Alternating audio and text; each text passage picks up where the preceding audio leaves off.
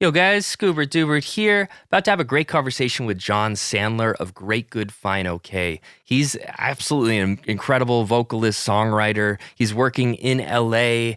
He is touring around the world, about to go on a tour of the United States. And I'm so excited for you to kind of hear and pick his brain because he's got all of this stuff, all of this knowledge about what it's like to be a modern artist, of somebody that's doing it themselves, that's figuring stuff out, that doesn't have, everything taken care of and like perfect. And that's part of the beauty. I love the little struggles. I love the stuff that's like, I'm a working musician, I'm figuring it out, and I'm trying to figure out how to like make my career do this over the long term, just that slow curve up rather than just be a flash in the pan star.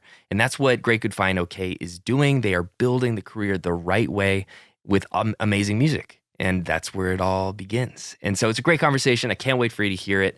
John is just an awesome friend and an awesome human being.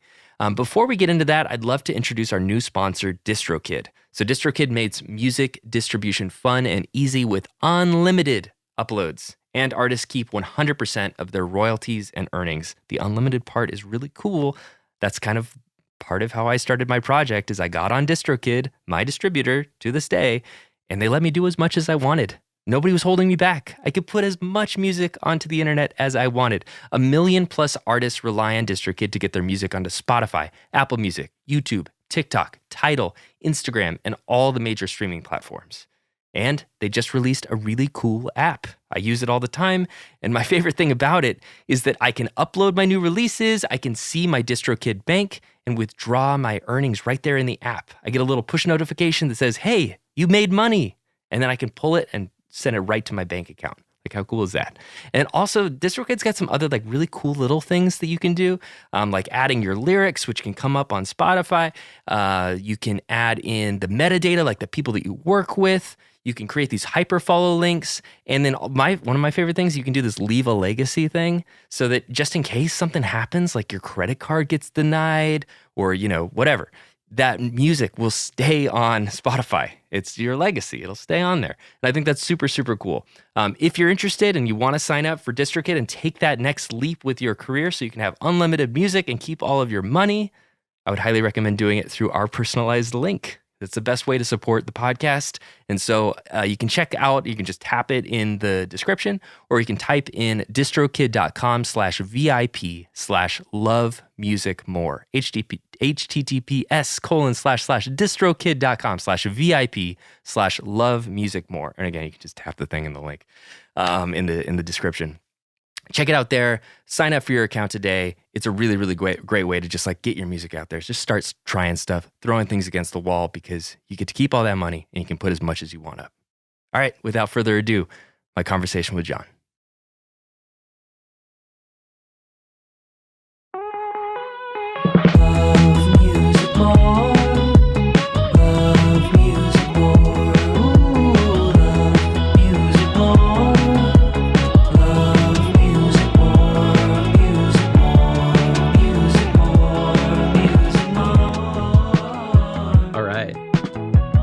What's good, everybody? Welcome back to Love Music More. I am Scoobert Dubert. I'm joined by John Sandler from Great Good Fine Okay. What's good, my man? Hey, what's up, man? How are you? I'm good. I'm doing great. We're going to be talking all about everything from production, hitting the road, writing songs, singing, your career evolution, and kind of where you've been, where you're going. So excited to have you on the show. All my favorite stuff. All your favorite stuff. And we'll talk about music a little bit too. Perfect. So, first of all, where are you based now?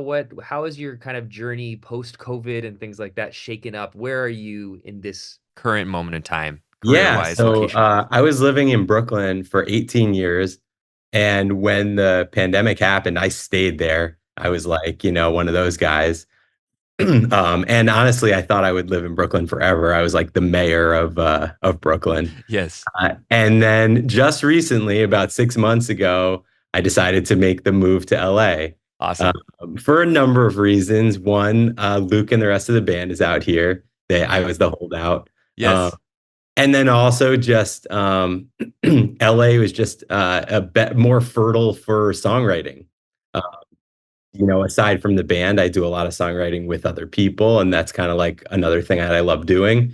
And that's kind of all happening out here, and unfortunately, not as much in New York for pop. So So that was all part of it. But uh, yeah, so that was a significant move for me. Yes, no, definitely, and Big that change. makes a lot of sense with the songwriting angle. Yeah, the best songwriting sessions are, I'm a little biased, but are happening in LA in terms of just getting the people in the room, getting the vibes right, and everybody's in town. So yeah, that is definitely I get the pull.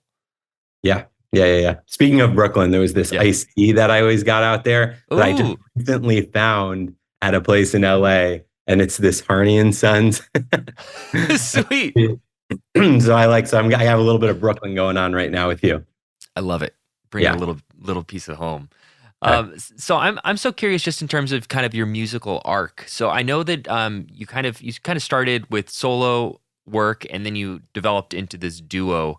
I'm curious just kind of how that first of all how that happened, how you connected with Luke, and then the differences between kind of creative partnership versus making music kind of on your own or with your own soul focus. Yeah. yeah, for sure. Yeah, I started writing songs when I was really young, like about 9 years old. Oh my gosh. And this I started performing in high school and then was in a band in college.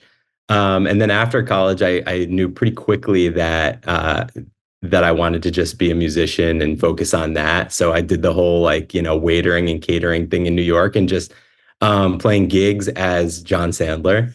And then I put together a band, John Sandler and the Fancy Band, with a few really good friends and amazing musicians. And for a long time, I was doing that. And I got signed to an independent label and I was touring, and that was all going pretty well. It was like it seemed like a good trajectory, and I was starting to gain fans and that kind of thing. And then, as the story goes, my partner at the time, this guy Dominic, was Luke's roommate around the corner from me in Brooklyn. So I met Luke going over there to work with Dominic. And Luke and I were just friends. We worked sort of a little bit on a couple things together here and there, but nothing significant. And then one night, we ran into each other on the street in Manhattan, and we were like, "We should try writing a song together. Let's do something." You know how all Yeah, yeah, musicians yeah. do. And that night, he sent me a track, and I wrote top line on it that night, and it ended up being "You're the One for Me," which was the first song we ever released. And that song started everything. And so it kind of like we released it and it went super viral. It was Yeah. number one on Hype Machine and all that stuff. Yes. And from that song, like not intending to start a new band or anything like that, because like I said, everything was going well. Um, we got a manager and a booking agent Yes. and record deal offers and a publishing deal offer and all this stuff. And Great Good Fine Okay was born. I love it. Um, Did you have a band name before? Like when did you start to be like, okay, this is the name, this is like turning into a project? Yeah, Uh, good question. So Luke and I remember very vividly, we were doing a writing trip at Long Beach Island in New Jersey, this beach town, and we were like writing more songs, and it became clear that we needed to like come up with a band name and stuff like that. yeah. And so I don't know, I had Great Good Fine Okay in the back of my head for a while as like potential cool band name. Yeah. I've obviously been asked this question a million times, Yeah. and I do not remember where I got that. Like, I have no Mhm. clue how I came up with that. But I told it to Luke, and I think his exact words were, "I don't hate it." So good. And then it just stuck. And Yeah. yeah, on that trip to the beach, we set up all of our Instagram account and all that stuff with the name, and then it was kind of finalized. That's But great. yeah, that's kind of how the name came about. Yeah, I like that. I like that. And that's so interesting too, just how quickly things can go when it's right.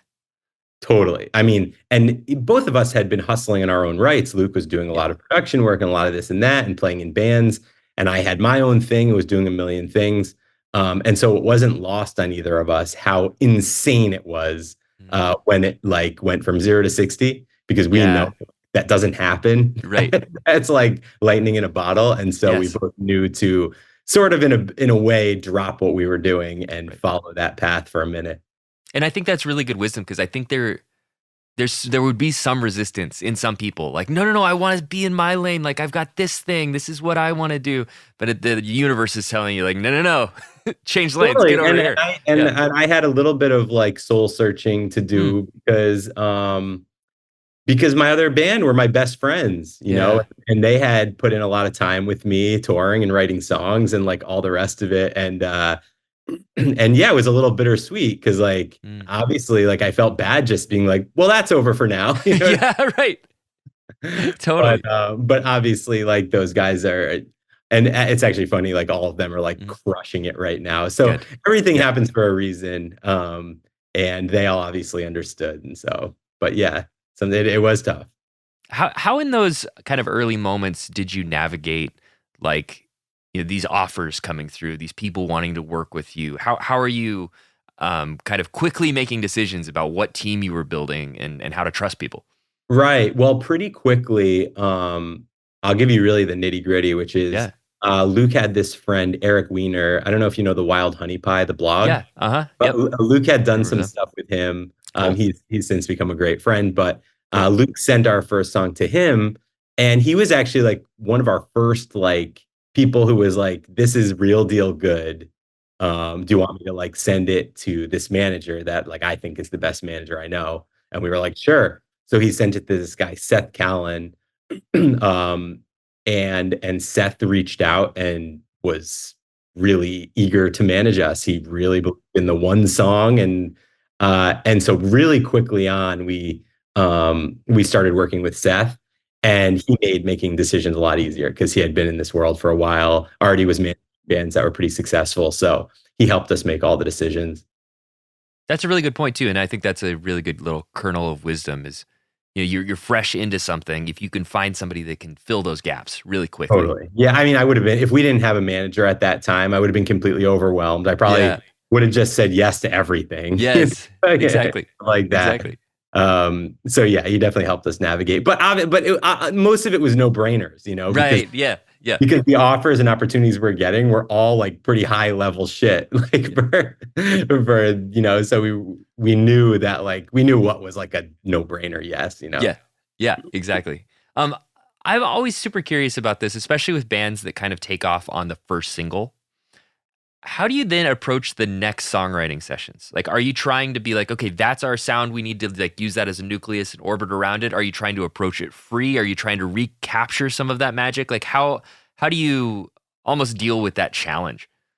Um, I'm trying to put my mind back to where For it sure. was Yeah. in 2013. Yeah. Um, but in that time, we were working on more before everything happened. We had already started working on more songs, and they were all kind of in this synth pop world. So like, You're the One for Me, quickly after we started writing Not Going Home and By My Side and Say It All, which were the four songs on our first EP. And they were all very much in this own world, in this world. Yeah. And what I don't know if it was, we were like, we must recreate the first song. It was just like the sound of the band that we were Yeah. creating. Yeah. And it was like both of us wanted to keep making stuff like that. And we felt like it was pretty like unique and obviously resonating with people. So those first few songs that all were definitely like sonically similar, kind of happened organically. I don't think there was much thought that went into like trying to replicate the first song because we didn't even know what the heck we were yet. Right. Yeah, We didn't exactly. know what was going to happen. We didn't know like anything. So yeah, I think we just started writing more songs and they all were kind of similar in sound.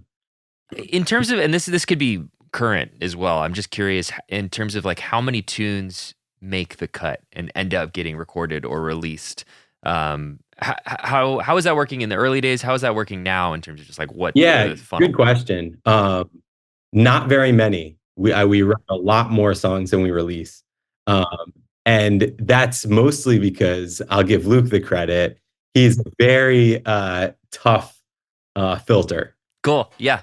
Yeah. Um, Yeah. and and he kind of like, I can hear one of our songs. When we first write a song, I always kind of love them. I've like fallen Yeah. Right. songs really quickly, and Totally. I can easily take a song to the finish line. That maybe isn't our best work, but Luke has this very rare ability to know pretty right away whether it's a song that he wants to keep working on. Yeah. Yeah. And so yeah, like probably for every 10 songs I write, one gets through.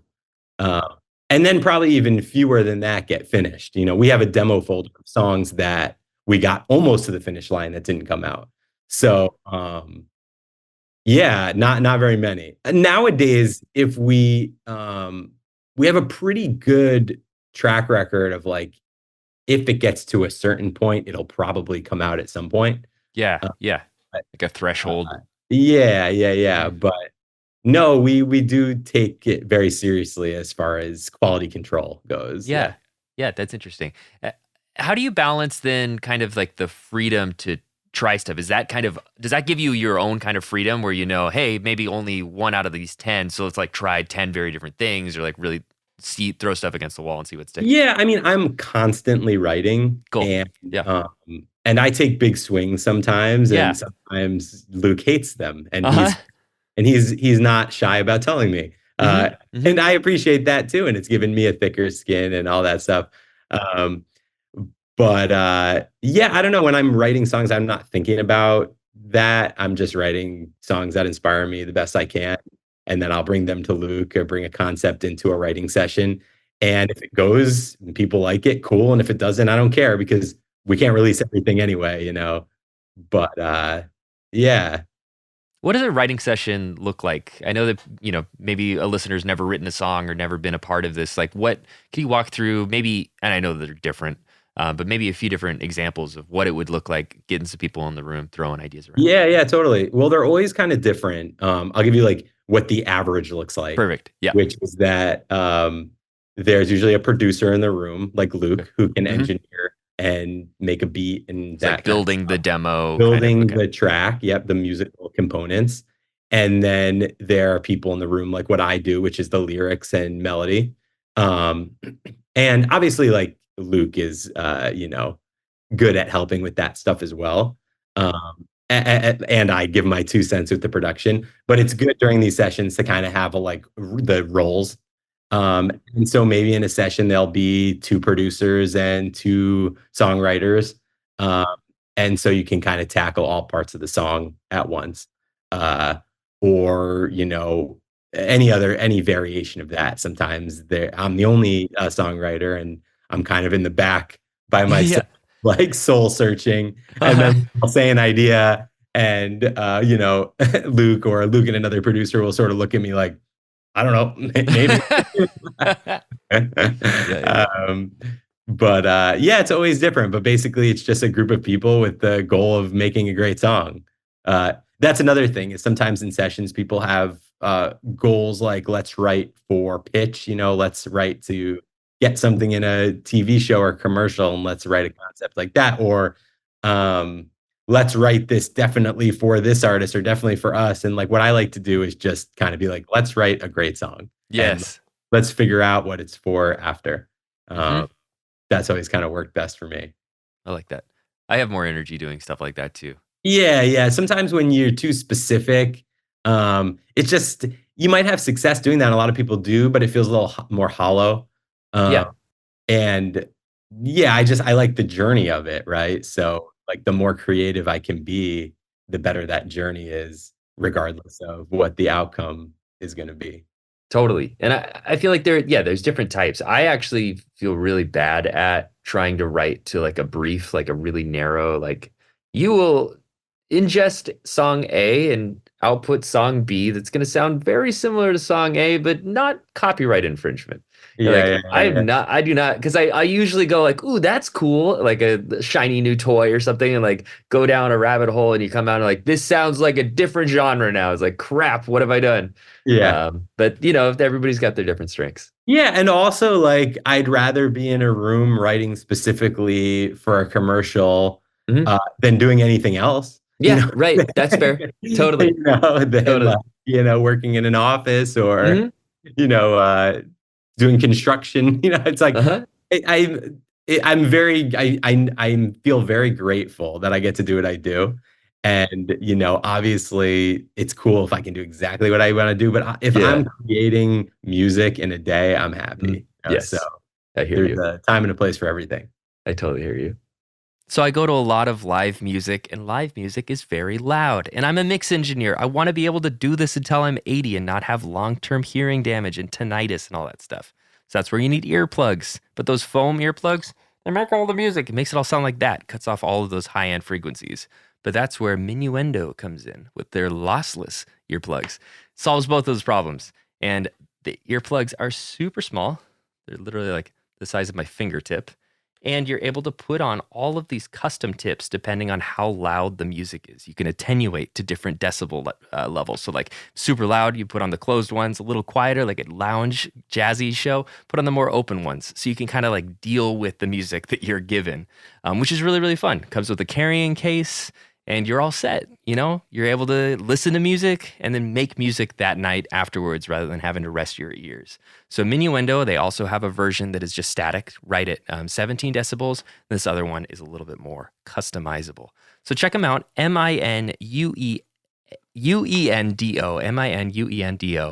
And on their website, you can find all of the dealers that they work with, or you can check them out on Amazon and buy them direct. Definitely recommend them. I've been rocking them at shows, and I just think that they're awesome. So check them out. Do the right thing for your ears. Check out Minuendo.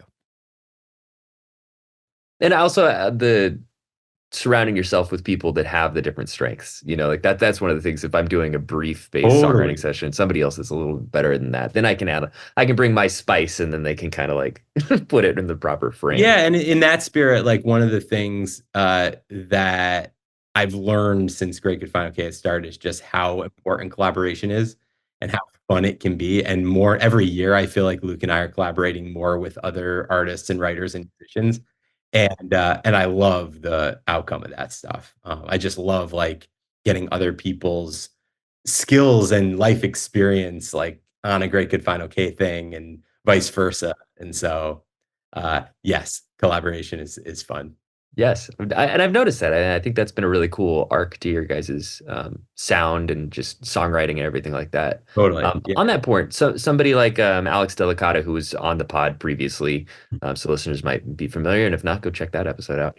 I know that you've worked with him a little bit. I'm just curious. Yeah, we love Alex. He's one of our great friends, and we worked with him on a lot of our early songs. Cool. Oh, I didn't know that. Yeah. Actually, one of our most popular songs right now on Spotify is a song called "Could Be Us," and he was co-writer, co-producer on that. Yeah, we love Alex. He's great. What else can I tell you? What was the question? Nothing. I didn't really even ask a question. Just an Alex Delicata shout out. Yeah, just a shout out and bringing him up. And what I was really. You want to know something funny? Actually, yeah, go for it. I'm going to meet with him today. No way. Yeah, we're gonna mess around with some music. Sweet. Tell him I say what up. Well. Yeah. So I'm curious. So from the jump, then you guys were working together, and now you've had a collaboration for over a decade. When did you start adding in people like Alex or other kind of collaborators, and how did that change the dynamic of the band? Yeah, it's like for our first, I want to say like 8 songs, we did everything mostly just the two of us.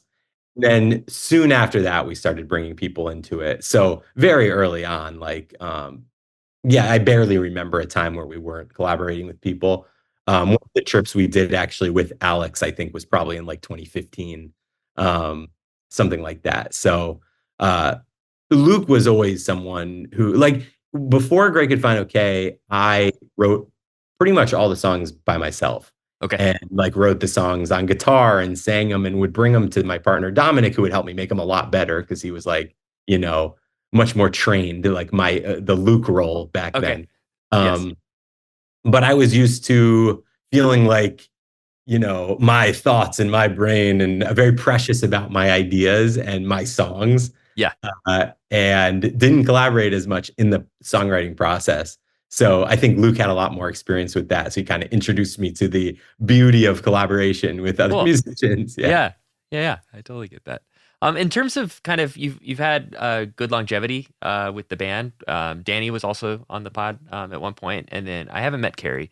But yeah, I went and checked out some of your other episodes, and I was like, "Oh, it's all my friends." Yeah, the homies. Just curious about the longevity that you built there too. Obviously with touring, but then also playing and having a drummer, which is like really cool. In addition to Luke, because he also plays, but just kind of like having this community around the band. Does that help feel like rounded out more than just a duo? Now it's kind of like this this unit of people. Yeah. Yeah, totally. I mean, Danny Wolf and Carrie Clayton, we brought them on a long time ago, and they've been our live band. And we actually just wrote a song with them that came out called "Make This Moment Last." After all these years, it was actually the first song that like the four of us wrote together and produced together. So that was fun. But yeah, I mean, it's awesome to have a little community like that around the band. Still, Luke and I do most of the stuff ourselves with outside people and stuff like that. But certainly like when it comes to touring and when it comes to making videos, Danny and Carrie are in a lot of those with us. Cool. Yeah. Yeah. And it's great. And they're like the best guys ever. So we got really lucky there. Um, as far as like your comment about longevity, uh, I think that's just about consistency, and um, just we keep doing it. We keep writing songs, keep unlocking new levels, it feels like, with our songwriting ability. New opportunities keep coming to the table that we do. We keep touring, and it seems like we build a little bit every year. And like I said, this will be like the theme of this interview. Yeah. I'm all about the journey, more and more as I get older. I don't really care what happens. I know what I want day to day look like. And as long as we're creating and procuring new things and developing new relationships with the band, I feel like we're doing everything we can. And we've just been doing that now for 10 years. And it's like, it keeps going. So the universe kind of keeps rewarding us with like, every time we kind of are getting discouraged and like, is this going anywhere? Like something cool will happen. We'll get a new record deal. We'll get a new manager with some new ideas. You know what I mean? And so it stays fun and exciting. That's interesting.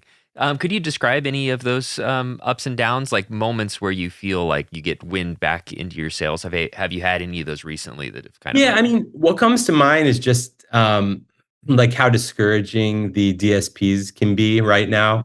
Spotify, how Spotify is so important,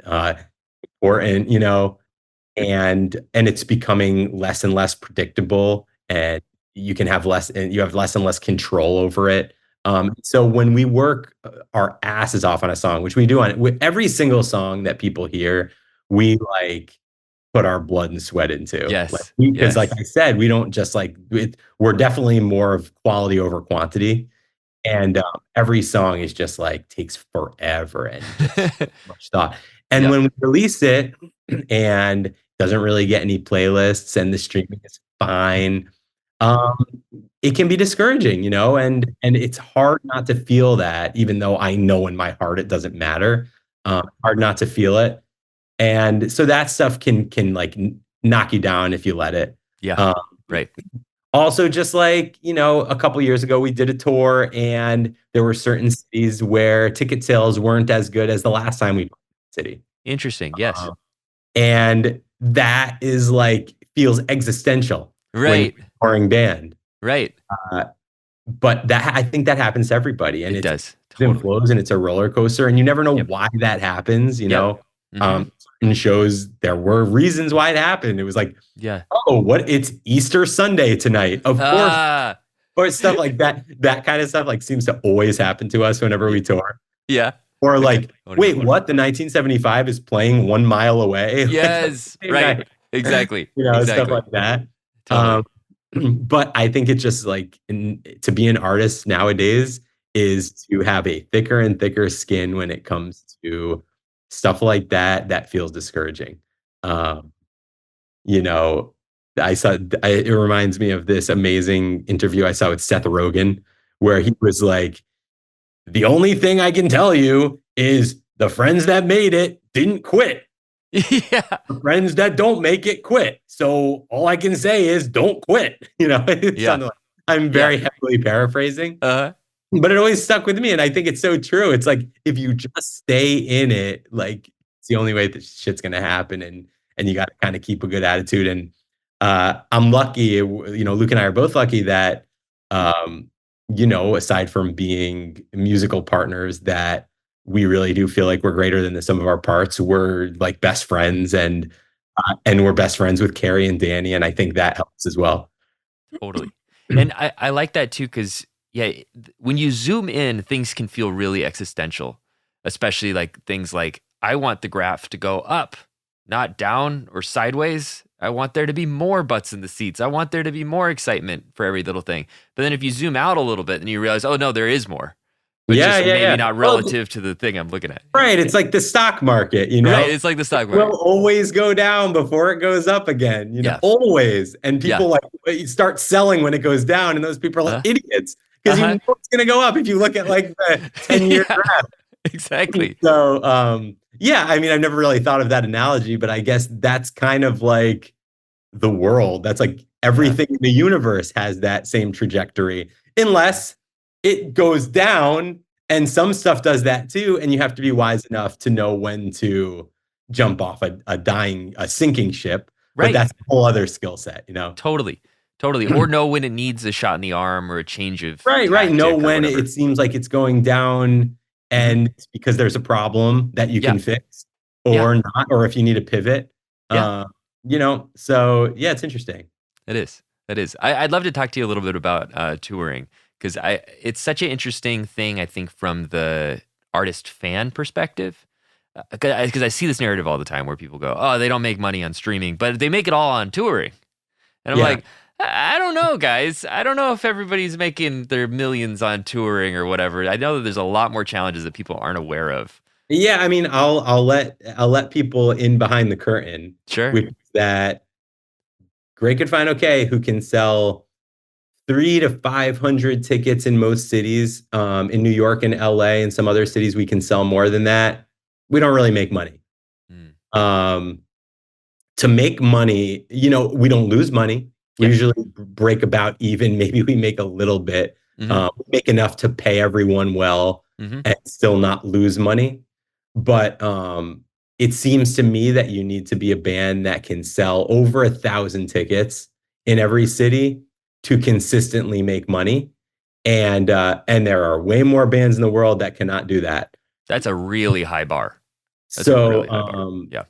so when people see their favorite small bands playing at venues that seem like the bands are pretty successful, Mm-hmm. in New York, a Bowery Ballroom, which is 500 people, Mm. uh, they're not necessarily making money, which is why merch is so important. Yes. There's a lot of times where we'll make just as much money selling merch as we did got paid to play the show.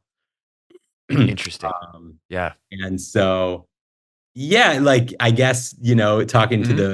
to fans and whatever, it's important to go to those shows Yes. because if a band like us plays a show that's a 300-400 cap room and it's not sold out, that's when you can really start losing money.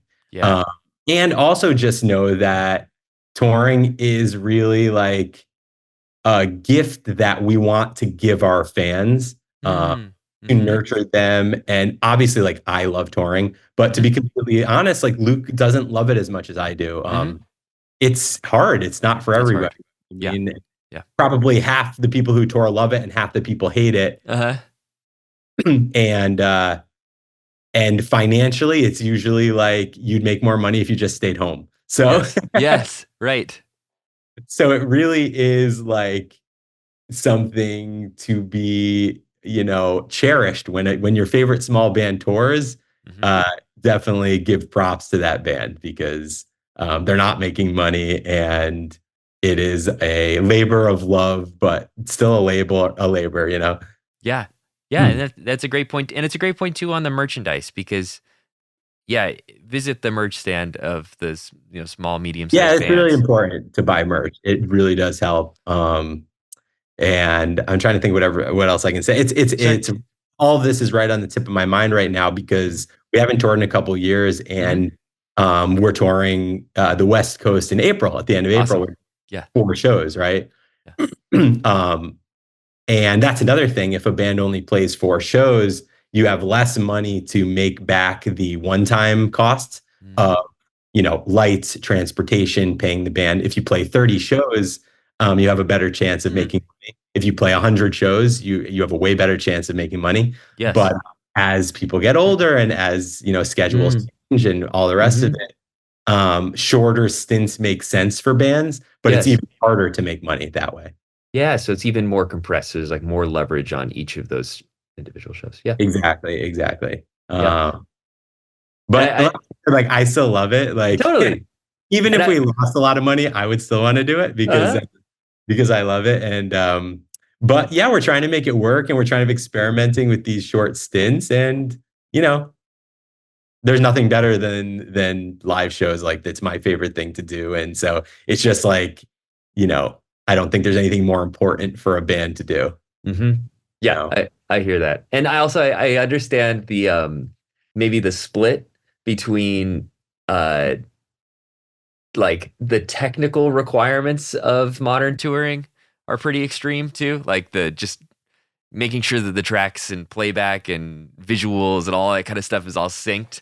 And so I could see how different members of the band might feel a little differently depending on what side of the Yeah, aisle. yes, it's a great point. That stuff is not for the faint of heart. Yeah. If we didn't have Luke in the band, I Yeah. honestly don't think we could even do it Yeah. because Yeah.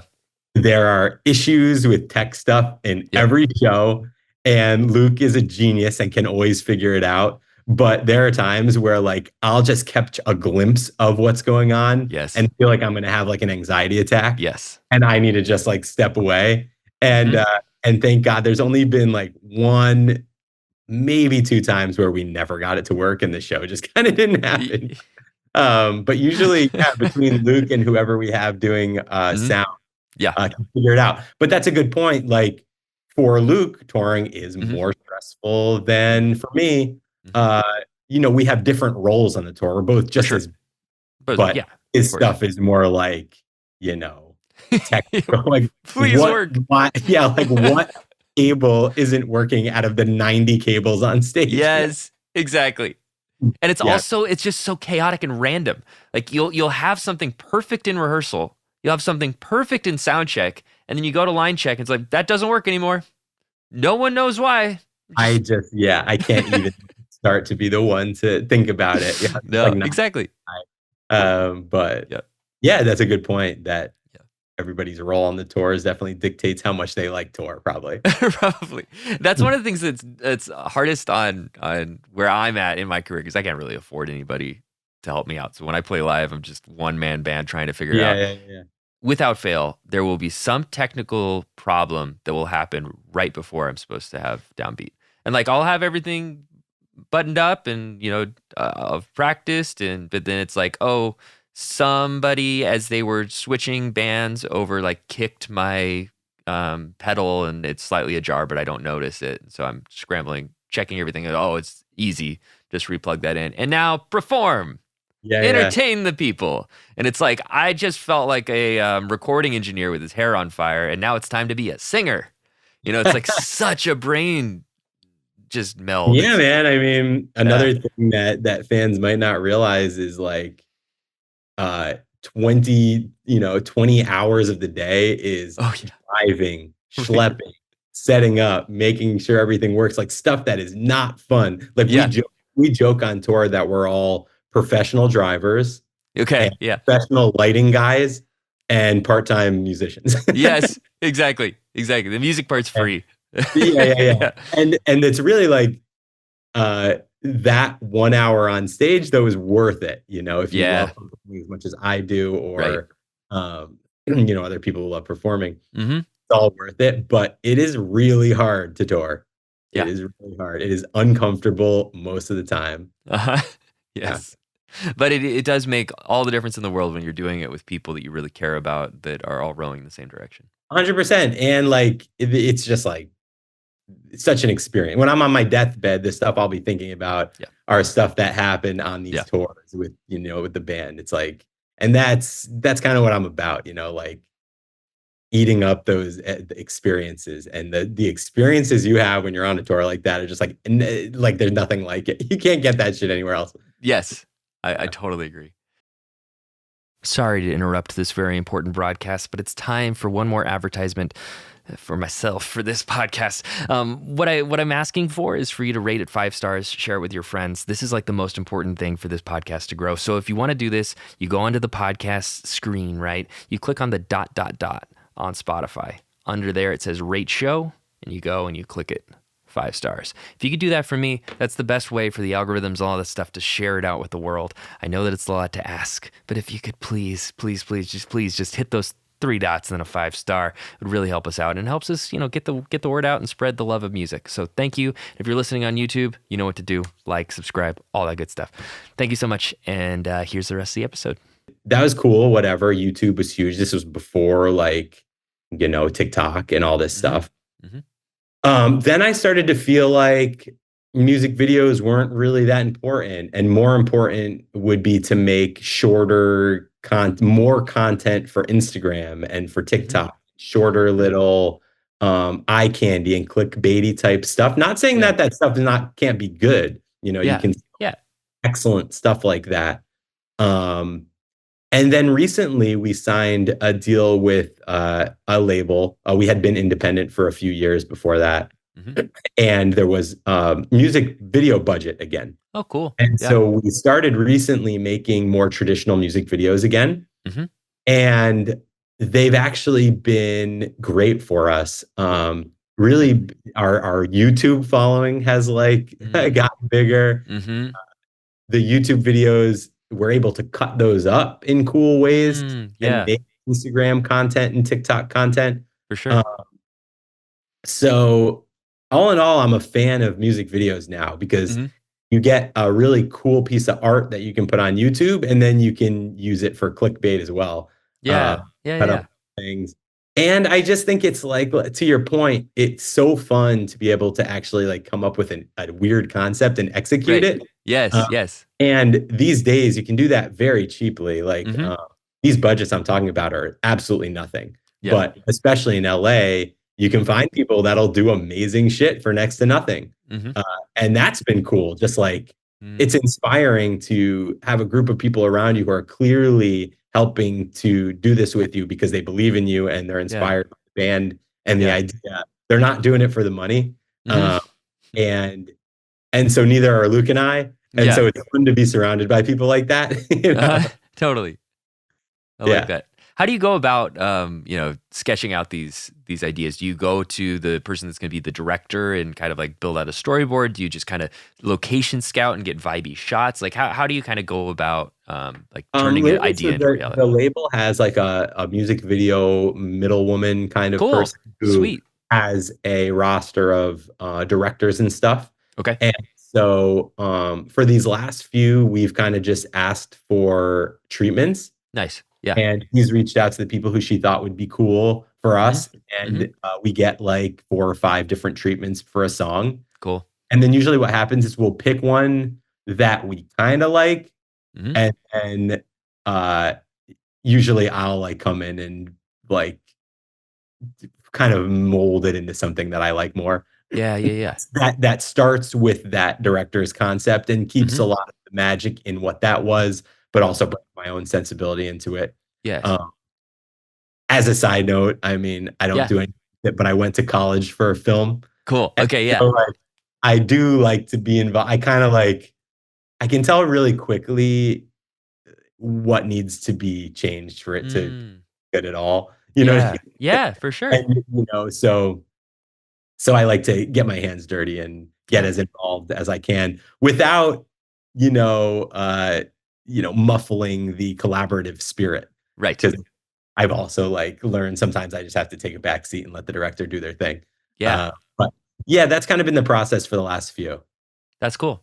And then in terms of, do you feel like that helped give you the right vocabulary or way to talk to a director in a way that they would understand?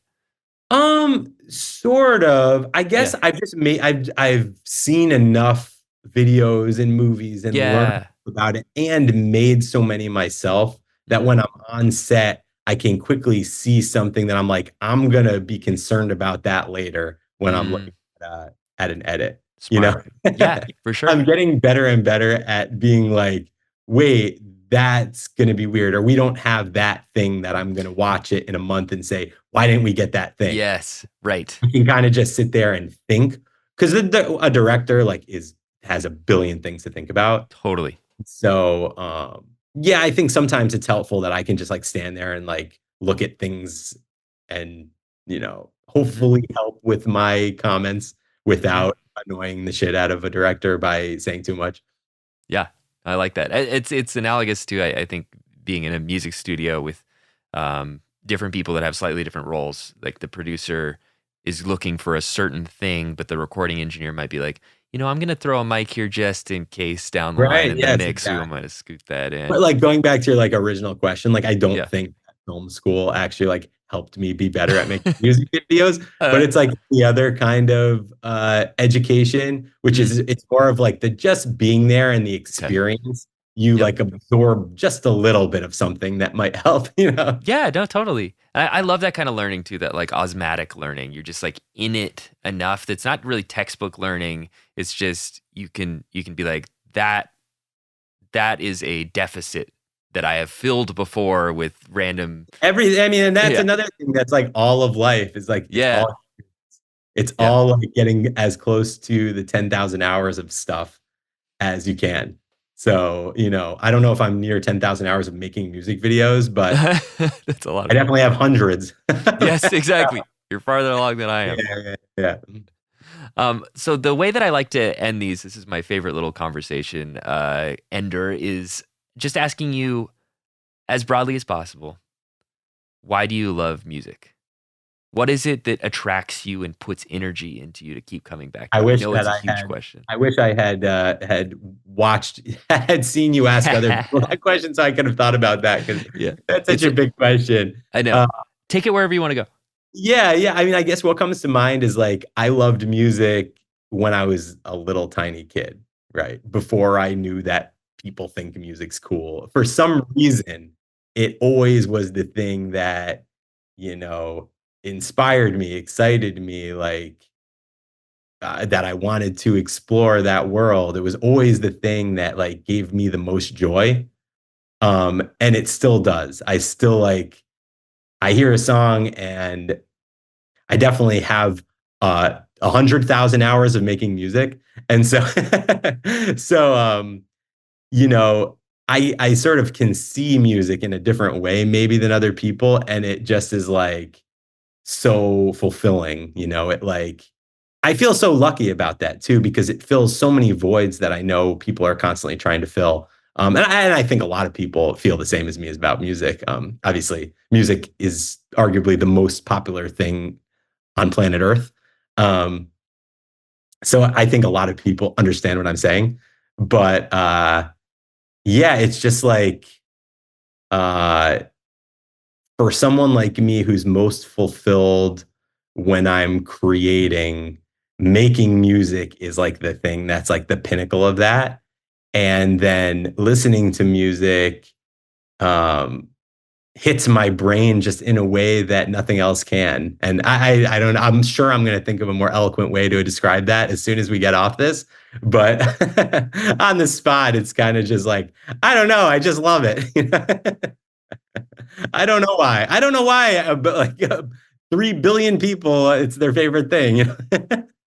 There's something about it that's just like so next level. You know how you can just like hear something that gives you chills, how it's such like a mind body experience.